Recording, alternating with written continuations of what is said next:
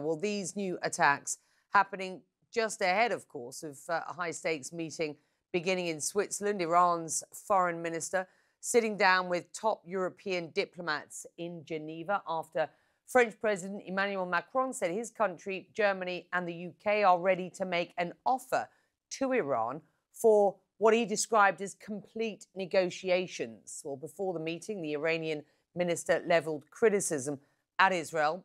Take a listen.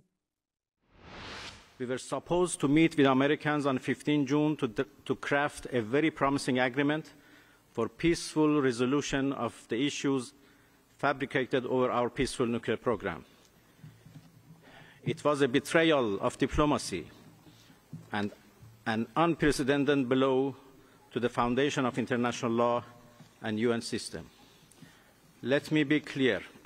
If there is any use of costly systems and mechanisms we have created for the past 80 decades to preserve human rights and dignity, now is the time to do it. Well, with Donald Trump's announcement that he wants to leave the door open for diplomacy for as long as 2 weeks, I want to talk about this European push for negotiations, or at least a dialogue, with the French Foreign Ministry spokesperson, Christophe Lemoine, who is joining me this hour from Paris.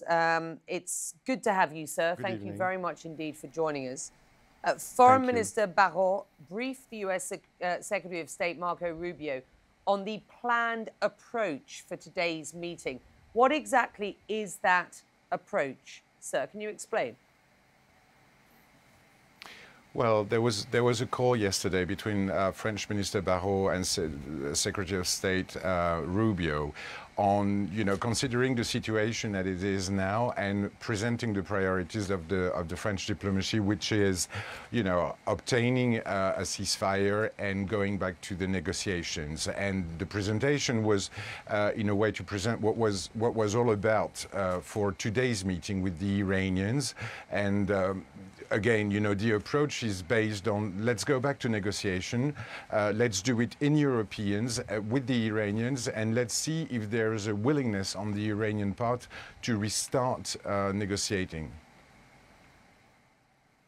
Does it help when the German Chancellor says Israel is doing the world's dirty work?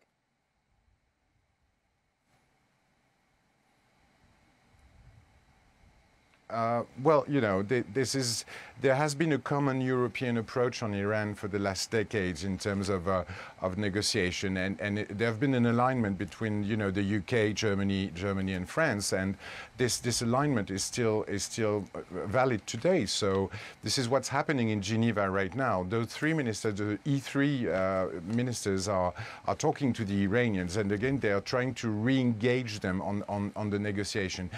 Anything that happens on the military side must cease because there is no military solution. Well, it hasn't ceased. Iran and Israel have been exchanging strikes overnight, and Iran has just sent missiles into Israel. We were just speaking to our correspondent in Haifa, where the impact of one of those missiles is very, very clear and very deadly.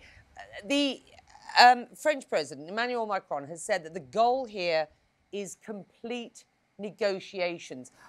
Can you explain what he means by that? What exactly does Europe mean by complete negotiations, sir?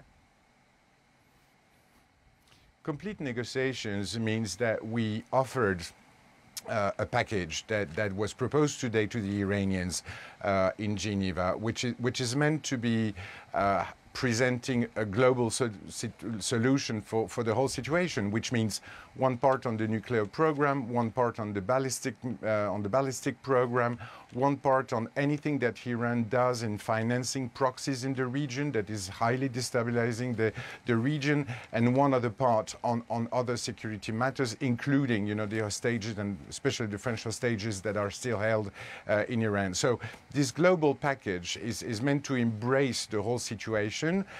This is a proposition, and we hope it's going to be a platform on which there could be further discussions with the Iranians and in a broader format with the United States or other countries from the region. I just wonder whether these complete negotiations, which extend beyond the nuclear file then reflect the scope of the American talks with Iran that were scheduled, of course, in their 6th round to happen on Sunday and haven't materialized? Or is this Europe wresting concessions and a wider scope out of Iran at a time when Iran is clearly weakened on its nuclear, missile file and indeed the regime itself? Well, you know, this proposition is to tackle the very core of the problem of the crisis that we are going through right now, which is first, you know, the nuclear program, and B, the ballistic program, and C, all the proxies that they finance. So it's meant to be tackling this in a very pragmatic way. So this is a proposition. This is a start for negotiation. We hope that we are able to move on this and to progress and to reach an agreement. And I completely get that, you know, operations are still on and there are still, you know, strikes on Israel and strikes in Iran. But, you know, each war ends with the negotiation, and we hope that this negotiation is happening right now. Emmanuel Macron talked about, quote, moving towards zero enrichment. Does that suggest that zero enrichment is no longer a red line, as stated by the US administration? Has Europe moved the goalposts there? Can I just try and understand a little about what the president meant? Yes, absolutely. That's what, you know, Emmanuel Macron stated today, and he stated it very, very clearly. And it's a very, you know, it's a position that is very clear. You know, in the framework that we're imagining of those negotiations, all this is taking place within the framework of the Non-Proliferation Treaty, and that treaty, you know, sets guidelines and sets, you know, obligation to the states that are parties to the treaty, which is the case of Iran. So the zero enrichment is something that we put on the table, and that's something we think will guarantee some stability, because there cannot be, you know, a military nuclear program in Iran. That is not possible. So we have to set those kind of thresholds. We have to be clear about this, and I think that's what President Macron said today, and that's what he wanted to state today, a clear position on zero enrichment. Do you worry at this point in France that Iran may actually pull out of the NPT? We noticed that over the last 2 years, Iran has been escalating on its nuclear program. They've been, you know, going through thresholds in terms of enrichment, in terms of production, in terms of not complying with their obligation within the JCPOA and within the Non-Proliferation Treaty. And this, for us, was very concerning and very worrying. And this is why now we are engaging them into serious negotiation, which means that they will have to comply with obligations and they will have to comply with verifications. And that's something that is very important. There is a question about the transparency that they must have of their program. They haven't had it before, and now they have to engage themselves in that way. So again, what he's proposing is a negotiation, but with a stance that is very clear, because we want to have a solid agreement at the end that would be fulfilled by everybody in the region. The US Secretary of State, Marco Rubio, who your foreign minister has briefed, has reportedly just told your foreign minister that the US, and I quote Rubio here, is ready for direct contact with the Iranians at any time. Firstly, is that likely? Secondly, that sounds like the US isn't putting much stock in these discussions that don't directly include them. So is this Europe playing a bridge between the two at this point? I'm just trying to understand what the point is.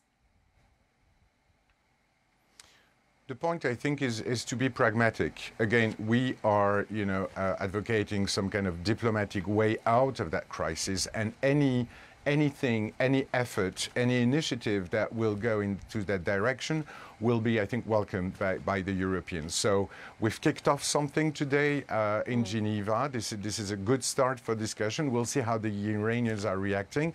But of course, we're ready, to open the discussions to others, and of course the United States. But anything that will go in what we think is the right direction will have the support of France and the support of the Europeans.